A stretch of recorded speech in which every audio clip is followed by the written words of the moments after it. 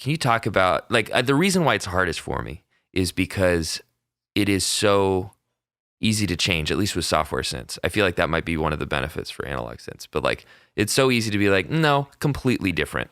Like fundamentally changing the waveform, even like everything about the processing, choosing a different software synth. There's just like infinite possibility. How do you like, when you're doing synth design, try and make that process like more less sporadic, or like how do you find like that's the sound, or do you just kind of like hunt and then end up stumbling on something, or is it like way more intentional? I'm always curious. It's all of the above. All of the above. Honestly. Yeah, totally. Yeah, totally. it's sometimes I'll be, I'll have a section of a song that just, needs like a really specific kind of sound. Maybe there's like, some reference that I really like, and for sure, yeah, kind of geeking out trying to get something to just fit in sort of the same way. Okay, yeah. And like a lot of times I'll just sort of rapid fire make like a bunch of different versions of it. Okay, that's smart. Sort of like cool. Copy the track down and just try it on a different synth, try it with a different patch, like try it, you know what I mean?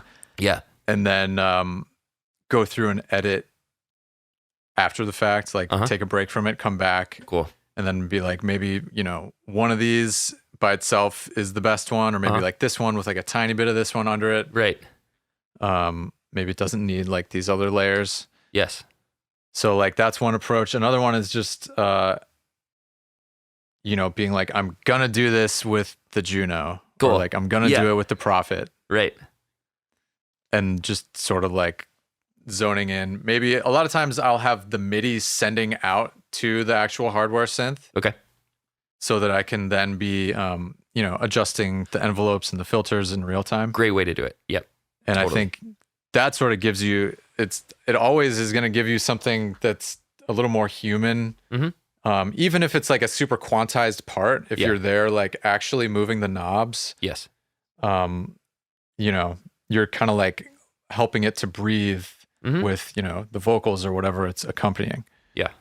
I like that too, because you're kind of, just like you were talking about with those like arranging songwriting sessions, finding moments to kind of separate out the process.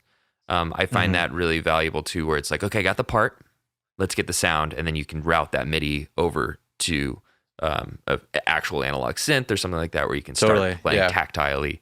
That it unlocks something for sure. Yeah, I think having the right part is a big. That's like the most important thing. Having the right notes. Like making sure the notes are like taking up the right, like if the voicing of the chord is like off in like too high or too low, that can throw things off. If it's like too spread out when it needs to be more clustered together, that can throw things off. Yes. But that's, it's just all down to like how that part fits in against like, whatever else is going on, the bass and the vocals. And that's something I also want to talk about.